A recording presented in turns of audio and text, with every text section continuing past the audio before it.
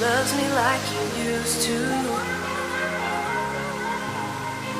Sometimes we're not ourselves, there's no one I can turn to. And I know all the feelings that we shared are in the past. And I know your relationships are never meant to last. And I'll take some time, but I'll be alright. We're moving on, we're moving on. I know times are tough, but I've had enough. We're moving on, we're moving on, we're moving on.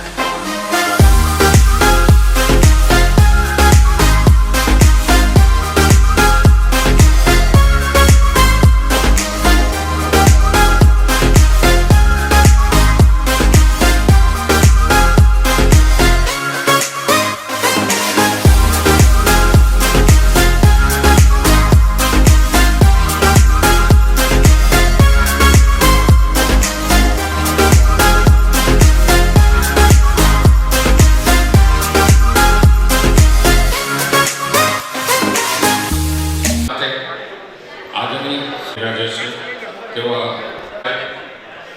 માનનીય શ્રી ગીજુભાઈ બરાડ સાહેબ, માનનીય ચિંતનભાઈ શેઠ તથા માનનીય શ્રી અક્ષરભાઈ ગોરખિયા ગોવિંદભાઈના નાના ભાઈ છે શ્રી રાકેશભાઈ,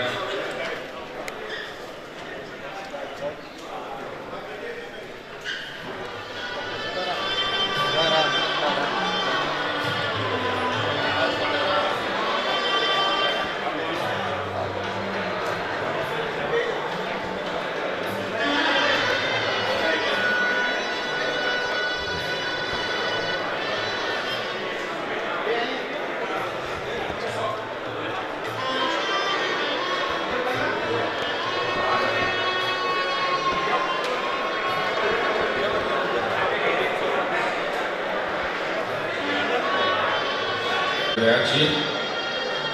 છેલ્લે થોડા મિત્રો જે હમણાં જ આવ્યા છે તેમને પણ પોતાનું આસન ગ્રહણ કરી લેવા વિનંતી છે.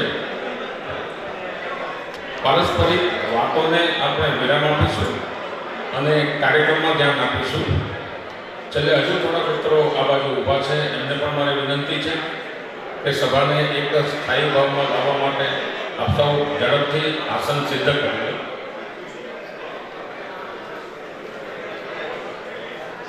મંચ પર બિરાજમાન પરમ પૂજ્ય શ્રી મહાનુભાવોને વિનંતી કરું છું કે કાર્યક્રમના શુભારંભ માટે આપણે મંચની જમણી બાજુ પ્રથમ દીપ પ્રાગટ્ય કરીશું.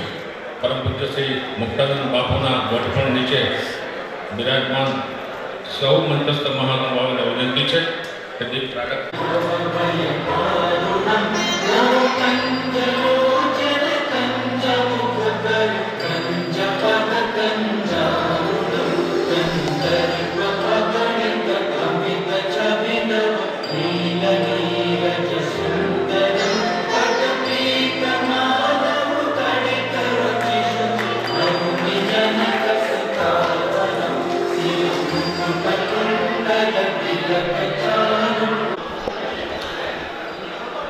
આજનો કાર્યક્રમ માનનીય શ્રી ગોવિંદભાઈ ધોળકિયાએ લખેલી આત્મકથાના લોકાર્પણનો કાર્યક્રમ છે.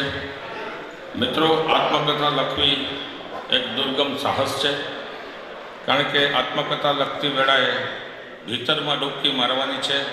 ઉપરાંત સત્ય પ્રતિજ્ઞા પોતાના જીવનના સર્વ પાત્રો સાથે ન્યાયપૂર્વક અભિવ્યક્તિ કરવાની છે.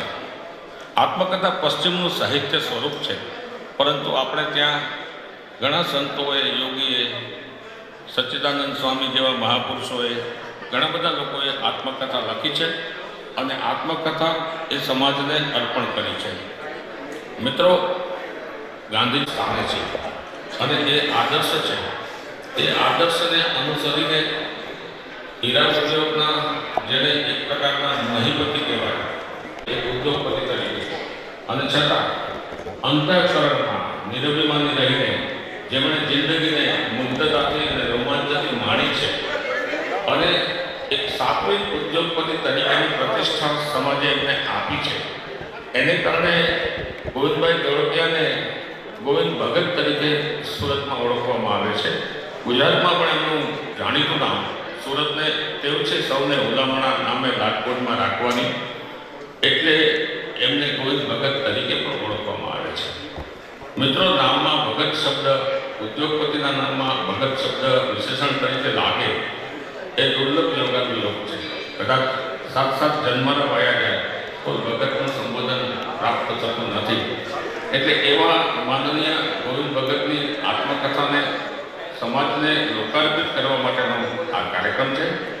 મંચ પર મહાનુભાવો બિરાજે છે. એમની હત્તા સ્વાગતા આપણે પ્રારંભિક રીતે કરી લઈએ, પછી આપણે મુખ્ય વિષય ઉપર પાછા આવીશું. કાર્યક્રમના આયોજનમાં ખાસ કરીને સચ્ચરિત્ર પરિક્રમા સમિતિ છે, એ સમિતિના અધ્યક્ષ તરીકે ડૉક્ટર ભરતભાઈ કાનાબાદ મંચ પર બિરાજે છે. તેમને હું આહ્વાન આપીશ કે તેઓ અત્રે વધારે અને આજના અતિથિઓનું સ્વાગત પ્રવચન કરે. Respected doctor ડી.એ. કાનાબાદ સાહેબ.